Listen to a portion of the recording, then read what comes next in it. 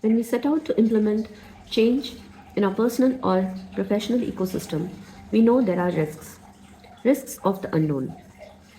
So it's very important to identify as well as assess the risks so that we can handle the change more effectively.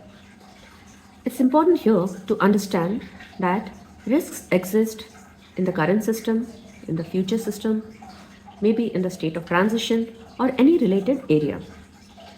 So we need to identify the risks and make an entry into the risk register.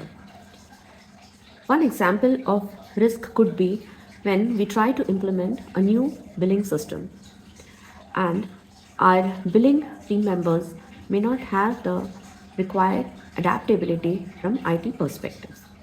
Another risk could be loss of billing data at the time of integration with other systems.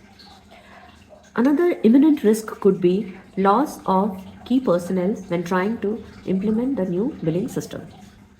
Now, all of these are examples of different risks that can happen when we are trying to make a change. So, once we have identified the risk, it is important to do an assessment. Usually, we base our risk assessment on two primary factors. Number one could be likelihood, and number two, severity. You can have other factors also.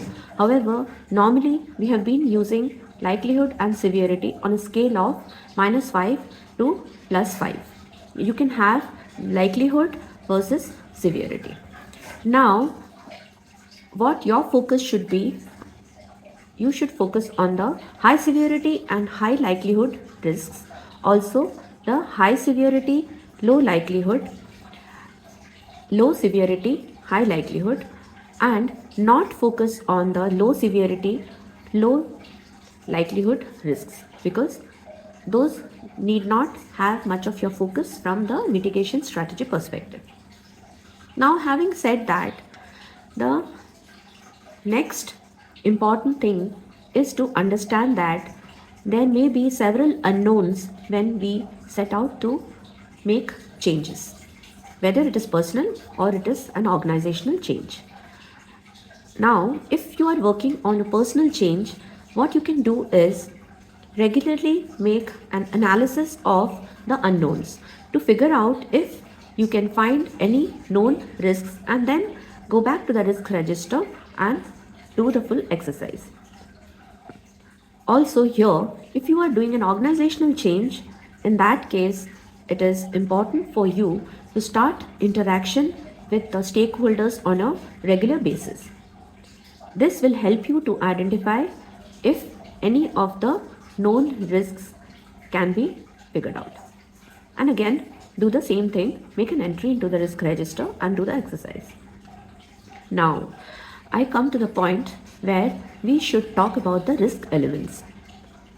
There are various risk elements. The more common ones are the constraints, assumptions, and dependencies, which will always exist and change from time to time during the course of the changes you are making. So, you need to always take a look, review, discuss, and if it's your personal change, you can take the necessary steps from time to time. The second element is the impact to value. This you can actually use financial assessment of the impact of the change. This will help you to understand how much loss or gain will happen for the change. So accordingly, you can understand how much budget or resources or efforts you need to allocate. Then the third point to note in terms of the risk element is the risk tolerance. How much risk you are able to withstand for a personal change, and if it's an organizational change, then how much of it your organization can consume. Here also you can use a grading system as I explained in the likelihood versus severity. Now, lastly, what you need to do is draft an action plan. Action plan for the change that you want to make. In my next video, I'll talk about the change strategy, that is very important. So see you next time. Thank you.